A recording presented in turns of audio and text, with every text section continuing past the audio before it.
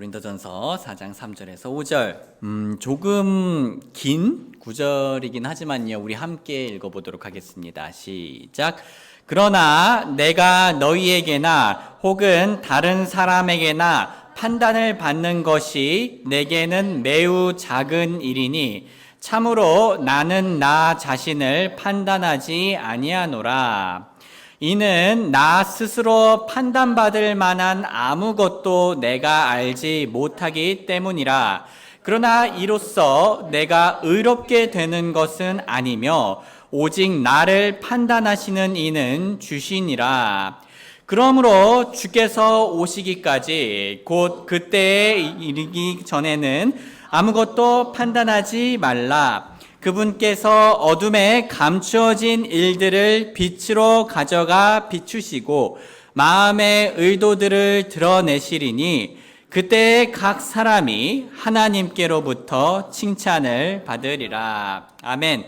오늘 말씀 주제는 거절하며 평안한 마음 가지기입니다. 거절하며 평안한 마음 가지기.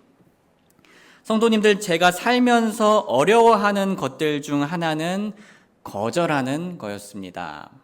그리고 정말 어려운 건 거절하며 평안한 마음을 가지기였습니다.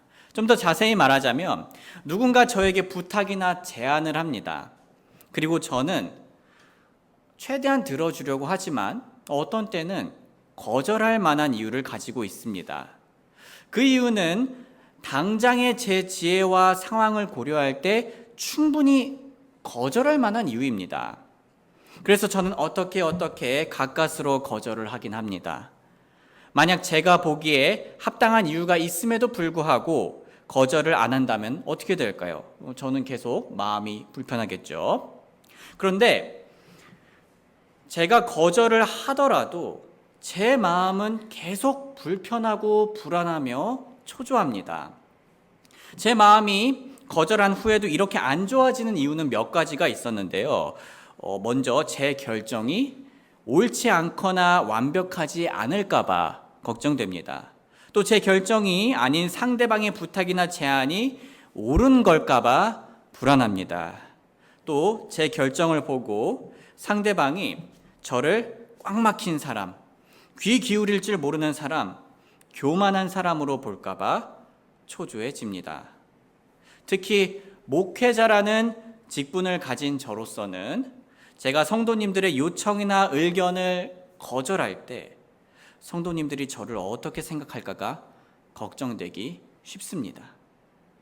그래서 교회 모임이 끝난 후 집에 돌아와서요, 제 생각에 성도님들이 저를 좋게 생각할 것 같으면 성공한 목사 같고요, 성도님들이 저를 나쁘게 생각할 것 같으면요, 실패한 목사 같습니다.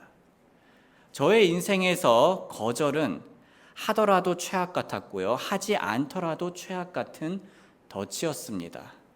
거절은 제 마음을 어떻게 해서든지 불편하게 만드는 원수 같은 존재였습니다. 지금까지는 저의 개인적인 사례를 얘기했는데요. 아마 다들 저는 성격상 더 그런 부분이 좀 있습니다. 솔직히 말하자면요. 하지만 다들 이제 정도의 차이는 있지만 비슷한 경험을 해보셨을 겁니다. 우리들 중 누군가는 가족들의 부탁을 잘 거절하지 못할 수 있습니다. 우리에게 적절하고 이성적이고 논리적인 이유가 있음에도 불구하고 말이죠. 특히 부모님과 자녀의 관계에서는 그럴 수 있습니다. 또 우리들 중 누군가는요, 직장 상사나 손님의 불합리한 요구에 거절하지 못할 수도 있고요. 우리들 중 누군가는 친구나 이웃, 그리고 연인의 좀 과한 요구에 거절하지 못할 수도 있습니다.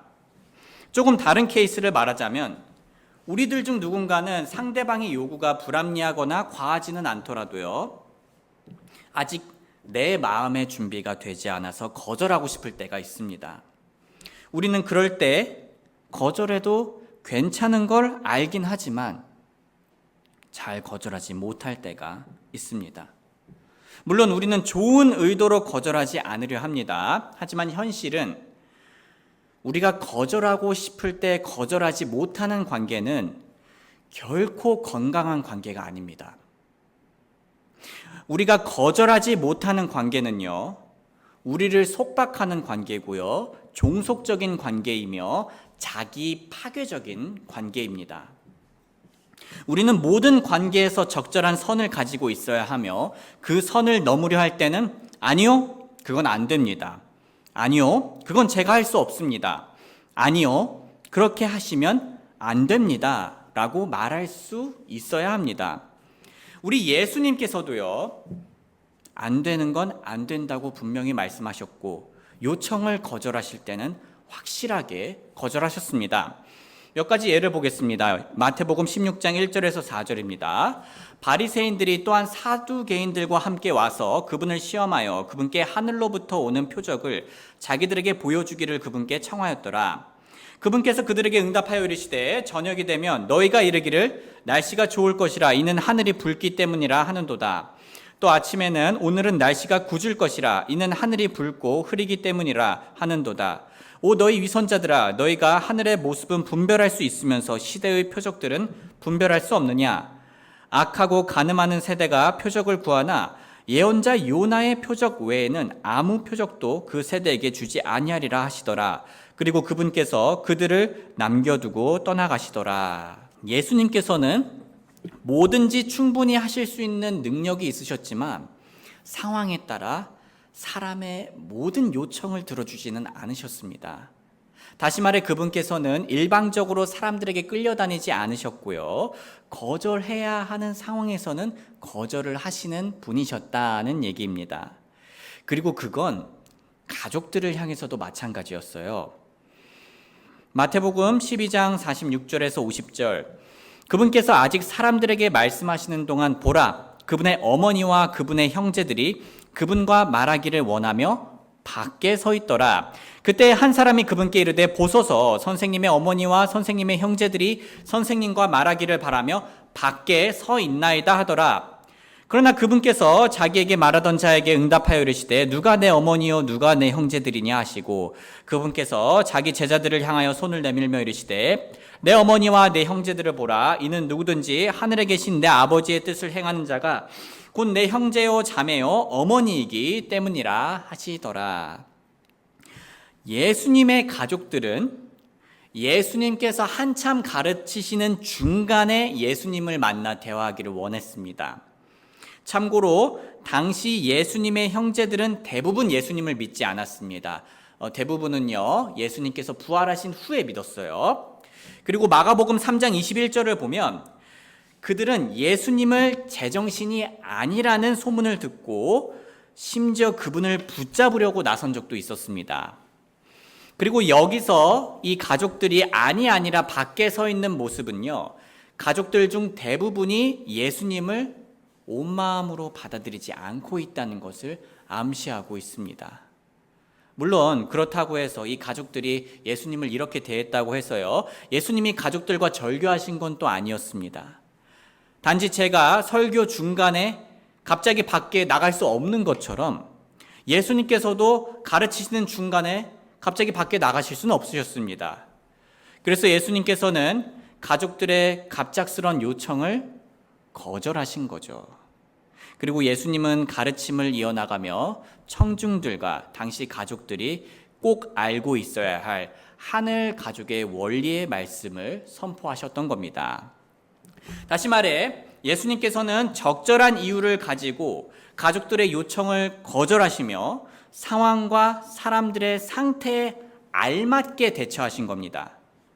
사실 우리는 친구나 직장 상사와 같은 주변인들의 부탁을 거절하는 게 어려울 때도 있죠. 하지만 가족의 부탁을 거절하는 게 특히나 어려운 케이스들도 존재합니다. 그럴 때 우리는 예수님의 본을 따라야 합니다. 성도님들, 제가 기독교 상담책을 읽다가 이런 식의 문구를 본 적이 있는데요. 우리가 평소에 무조건 네라고 말한다면 우리의 네는 의미가 없습니다. 우리의 네는 우리가 아니요를 말할 수 있을 때 의미가 있습니다. 우리 모두 누군가 선을 넘으려 한다면 예수님처럼 아니요 라고 말할 수 있길 주님의 이름으로 소원합니다. 그런데 성도님들, 우리가 지금까지 보았듯이 우리는 필요한 때에 거절해야 합니다. 하지만 거절하더라도 우리 마음이 여전히 불편하면요, 그건 그거대로 불행한 인생이 되어버리지 않겠습니까? 물론 거절할 때 처음부터 평안한 마음으로 거절하는 것은 매우 어렵습니다. 특히 하나님의 사랑을 실천하려는 분들 중에서는요, 이 거절할 때 죄책감까지 느끼는 경우가 있습니다. 하지만 우리 인생에는 꼭 필요한 죄책감도 있지만 우리 인생에는 불필요한 죄책감도 있습니다. 적절한 이유로 거절했음에도 불구하고 죄책감을 느낀다면 그건 불필요한 죄책감일 확률이 크다라는 것을 알고 있어야 합니다. 우리는 이것을 잘 분별하며 평안하게 거절할 줄 알아야 합니다. 다시 말해, 우리가 거절할 때 지금 당장은 완벽한 평안을 못 누릴지라도 적어도 그 방향을 향해 한 걸음씩 한 걸음씩 나아가며 성장할 수 있어야 합니다. 그렇다면 우리는 거절하며 평안하기 위해 어떻게 해야 할까요? 우리는 거절하며 평안해도 되는 이유를 알아야 합니다. 우리는 거절하며 평안해도 되는 이유를 알아야 합니다. 만약 이 이유를 모른다면요, 거절해도 우리 마음은 계속 불편할 거고요, 거절해도 되는 충분한 이유가 스스로 납득이 되어야지 평안을 누릴 수가 있습니다. 그래서 거절하며 평안해도 괜찮은 이유 3가지를 나누어 보겠습니다. 거절하며 평안해도 괜찮은 이유 3가지. 첫 번째로, 예수님께서도 거절하며 평안하셨습니다. 예수님께서는 어떤 분이셨죠? 친절하셨고 온유하셨으며 사랑이 넘치시는 분이셨습니다. 하지만 그렇다고 하셨어요. 그분께서는 주변 사람들의 요청을 거절할 때 그들이 자신을 안 좋게 볼까봐 걱정하지 않으셨습니다. 그렇죠? 우리 성경 어디를 읽더라도요, 예수님께서 거절하시는 장면에서 내가 거절했을 때 사람들이 나를 안 좋게 보면 어쩌지? 라고 이렇게 초조해하지 않으셨어요. 또한 그분은 가족들의 요청을 거절할 때도요, 초조해하지 않으셨습니다. 그리고 예수님께서는 사람들이 그분을 오해할까봐 염려하지도 않으셨어요. 또는 자신의 거절로 인해 다른 사람들이 복음을 믿지 않을까봐 불안해하지도 않으셨습니다. 그분은 거절하기 전이나 거절할 때나 거절한 후에나 언제나 평안하셨다는 얘기예요. 그렇다고 예수님의 이 평안한 마음이, 죄책감을 느끼지 않는 그 마음이, 불안해하지 않는 그 마음이 주변 사람들을 위하지 않는다거나 사랑하지 않는다는 뜻이 아니었습니다. 예수님께서는 적절한 상황과 사람들의 상태에 따라 거절했을 때 평안한 마음을 가져도 됨을 누구보다 잘 아셨던 겁니다. 그리고 우리는 이런 예수님을 닮도록 목표로 하고 있는 자들이죠. 에베소서 4장 3절. 마침내 우리가 다 믿음과 하나님의 아들을 아는 것에서 하나가 되어 완전한 사람에 이르고 그리스도의 충만하심에 장성한 분량에까지 이르나니. 우리는 거절하며 평안한 마음을 가지셨던 예수님을 닮아야 합니다. 우리가 거절하며 평안해도 되는 두 번째 이유는 결국 판단하시는 분은 주님이시기 때문입니다. 결국 이 세상에서 판단하시는 분은 주님이시기 때문입니다. 성도님들, 우리가 거절하며 평안하지 못하는 이유들 중 하나는 상대방이 나를 어떻게 생각할까가 우리를 괴롭히기 때문입니다.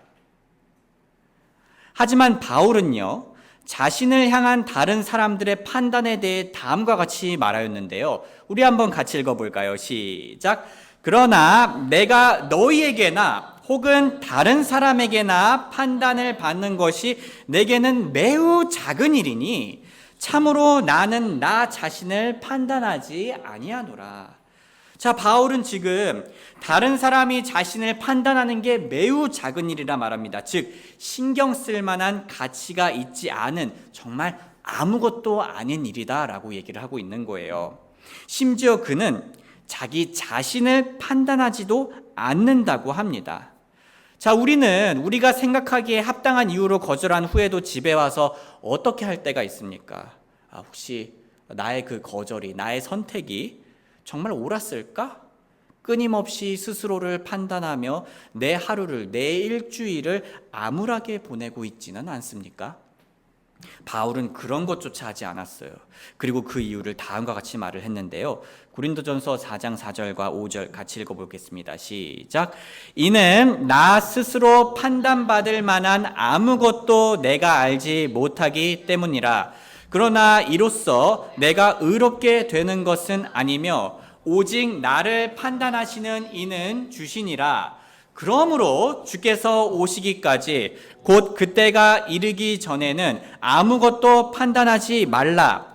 그분께서 어둠에 감추어진 일들을 빛으로 가져가 비추시고 마음의 의도들을 드러내시리니 그때 각 사람이 하나님께로부터 칭찬을 받으리라. 소중한 형제 자매님들, 우리의 거절로 인해 상대방이 오해할 수 있고요. 우리에 대해 안 좋게 생각할 수 있습니다. 사실 대부분의 경우는 그렇지 않지만 실제로 그런 경우가 일어날 수가 있죠. 이렇게 상대방이 우리를 오해하고요. 상대방이 우리에 대해 안 좋게 생각하더라도 괜찮습니다. 우리에게 억울한 부분이 있다면 주님께서 올바르게 판단해 주실 거거든요. 그리고 또한 우리는 당장은 우리가 보기에 최선의 선택을 위해 거절했지만 그 선택이 정말 확실히 좋은 결정이었는가는 불확실할 수 있습니다. 하지만 괜찮습니다. 우리에게 부족한 부분이 있더라도요. 우리의 마음의 의도를 아시는 주님께서 우리를 칭찬해 주실 겁니다. 그러니 걱정은 온전히 하나님께 맡기며 상대방이나 나의 판단으로 스스로를 괴롭히는 일은 이제 멈추시길 바랍니다. 다음으로 우리가 거절하며 평안해도 되는 마지막 이유는 내가 옳지 않더라도 괜찮습니다. 내가 옳지 않더라도 괜찮습니다. 참고로 성도님들 오해가 없길 바라요. 제가 지금 괜찮다고 말하는 옳지 않은 건요, 이제 성경에 나오는 그런 명백한 죄를 말하는 게 아닙니다. 성경에서 말하는 죄를 범하는 선택을 하는 건 결코 괜찮지 않아요. 제가 지금 괜찮다고 말하는 옳지 않은 건 우리가 부족한 정보나 부족한 확신으로 인해 부족한 선택을 할 때를 말하는 겁니다. 자, 다시 얘기하겠습니다. 제가 지금 괜찮다고 말하는 옳지 않은 건 우리가 부족한 정보나 부족한 확신으로 인해 부족한 선택을 할 때를 말하는 겁니다. 그리고 불완전한 우리는 필연적으로 그런 부족한 선택을 하곤 합니다. 우리가 진짜 정직하다면요, 불완전한 우리는 필연적으로 그런 부족한 선택을 많이 한다는 것을 인정할 겁니다. 그런데요, 성도님들, 그래도 괜찮습니다. 자, 이해를 돕기 위해 성경의 예시를 듣겠습니다. 자, 고린도전서에 보면 우상에게 드려진 고기를 먹어도 괜찮았습니다. 고린도전서 8장 4절 같이 읽어볼까요? 시작. 그러므로 우상들에게 희생물로 바친 그것들을 먹는 것에 관하여는 우리는 우상이 세상에서 아무것도 아니며 오직 한 하나님 외에는 다른 이가 없다는 것을 아노라. 자, 당시 시장에 나온 고기는, 당시 성경 시대에서요, 시장에 나왔던 고기는 대부분 우상에게 한번 바쳐진 고기였습니다. 그리고 우상에게 바쳐진 고기를 먹는 건요, 괜찮았습니다. 괜찮았어요. 왜냐하면 우상은 아무것도 아니기 때문입니다. 돌이나 나무로 된 조각품이 영적으로 도덕적으로 고기에 아무런 영향을 끼치지 않았어요. 다시 말해 고기 앞에서 무슨 짓을 하든 고기는 죄가 없어요. 맛있게 냠냠 먹어도 됩니다. 자, 하지만 당시 그리스도인들 중에서는 이 우상에게 바쳐진 고기를 먹는 것에 있어서 양심의 가책을 느낀 사람들이 있었습니다. 그래서 그들은 고기 먹기를 거부하고 거절하고 야채만 먹기로 정하였습니다. 즉 정리하자면 그들은 우상에게 바쳐진 고기를 먹으면 안 된다는 잘못된 정보로 인해 불필요한 양심의 가책을 받고 틀린 결정을 내렸습니다. 즉 야채만 먹는 게 죄는 아니었지만 잘못된 정보로 인해 고기를 거절하는 틀린 결정을 한 거죠. 성도님들, 우리는 부족한 결정을 내릴 때가 있습니다. 심지어 틀린 결정을 내릴 때가 있어요. 하지만 우리의 거절이나 선택이 죄된 결정이 아니라면, 부족하거나 틀린 결정을 해도 하나님 보시기에 괜찮습니다. 왜냐하면 하나님께서는 우리가 선택할 때 우리가 그분 앞에서 양심에 따라 결정하는가를 가장 중요하게 여기시기 때문입니다. 자, 로마서 14장 22절과 23절 말씀을 보면서 우리가 이해해 보겠습니다. 같이 읽어보겠습니다. 시작. 내게 믿음이 있느냐? 그것을 하나님 앞에서 내 스스로 가지고 있으라. 자기가 허용하는 그것으로 자기를 정죄하지 않는 자는 행복하도다. 의심하고 먹는 자는 정죄를 받나니 이는 그가 믿음으로 먹지 않기 때문이라. 이는 무엇이든지 믿음에서 나지 아니하는 것은 죄이기 때문이라. 자, 이 말씀에 따르면요. 자, 비록 고기 먹는 게 옳았더라도 만약에 야채만 먹었던 자들이 고기 먹는 것에 대해 확신이 없는 채 먹었다면 그것은 죄가 되었습니다. 왜냐하면 의심하며 양심에 찔리는 일을 했기 때문이죠. 오히려 하나님께서는 비록 그들이 잘못된 정보로 인해 잘못된 거절을 했더라도 깨끗한 양심으로 행동하는 것이 행복한 인생임을 가르치셨습니다. 소중한 형제 자매님들, 우리도 마찬가지입니다. 우리들이 거절할 때 우리의 근거가 옳을 때가 있죠. 그런데 우리들이 거절할 때 우리의 근거가 잘못된 근거일 때도 있습니다. 야채만 먹었던 자들처럼 말이죠. 그리고 우리는 우리의 근거가 잘못된 것이라는 말을 들어도 그게 바로 설득되지는 않을 때가 있어요.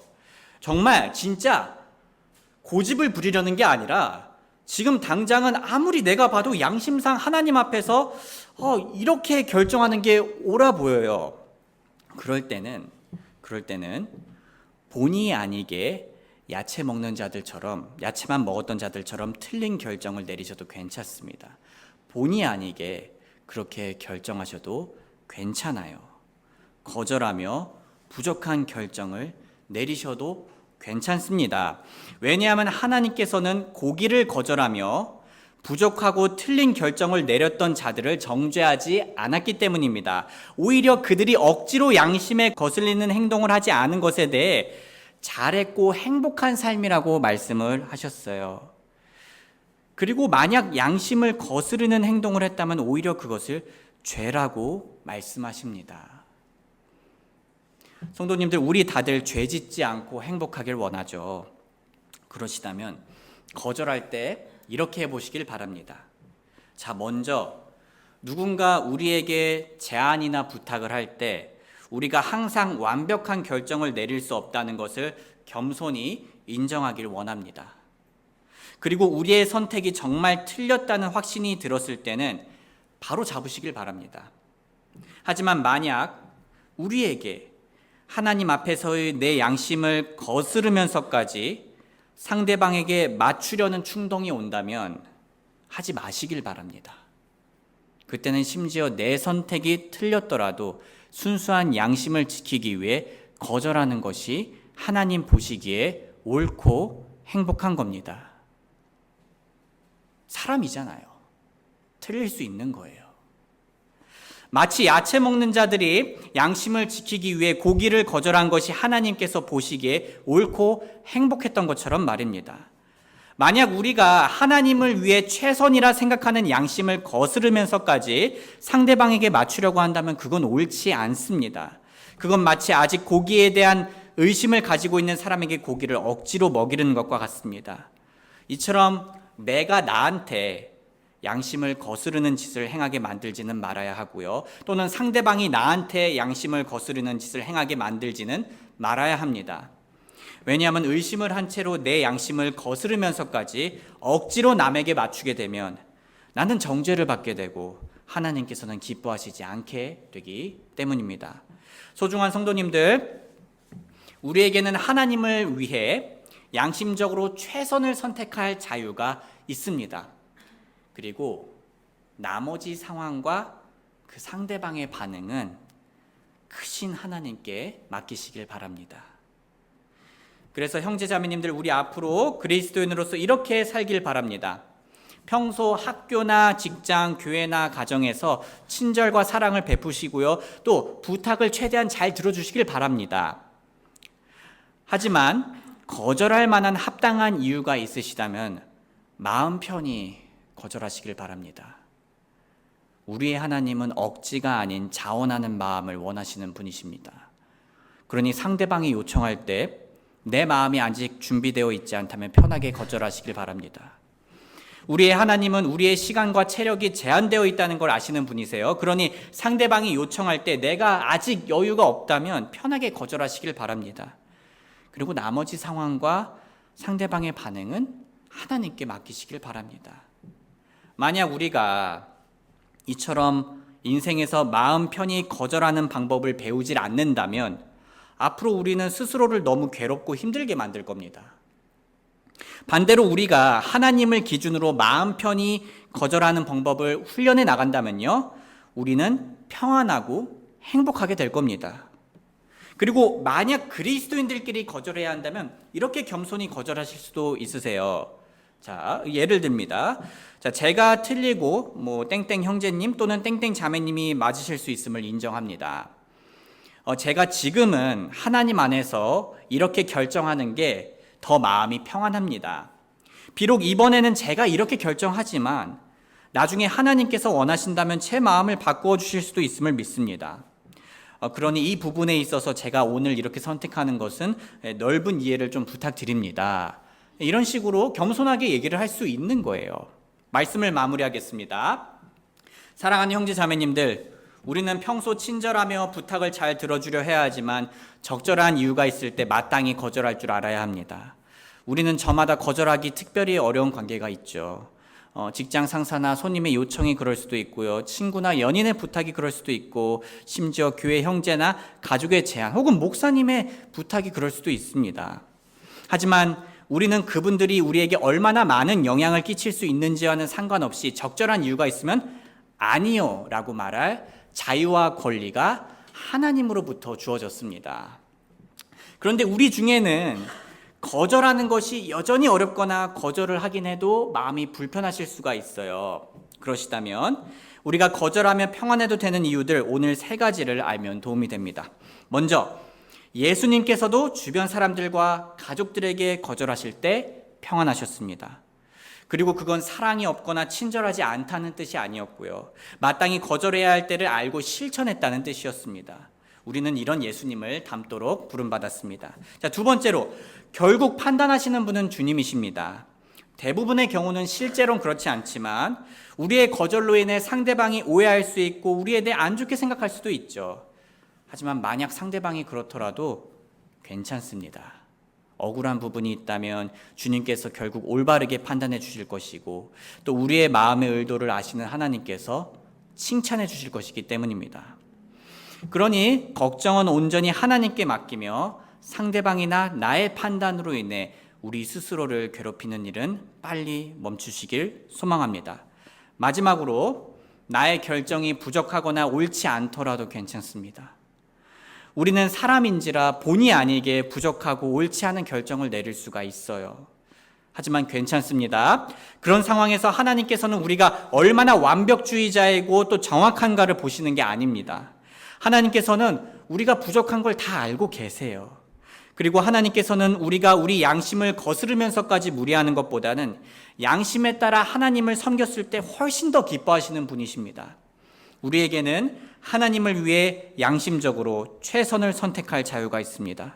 그리고 나머지 상황과 상대방의 반응은 크신 하나님께 맡기시기를 바랍니다. 사랑하는 형제 자매님들, 사람을 두려워하는 건 우리가 거절할 때 올무가 됩니다. 하지만 하나님을 우리 마음속에서 크게 모시고 사랑하는 건 우리가 거절할 때 자유가 됩니다. 이 사실을 기억하고 언제 어디서나 합당한 이유가 있을 때는 잘 거절하고 평안한 마음을 가지는 우리가 되길 주님의 이름으로 소원합니다.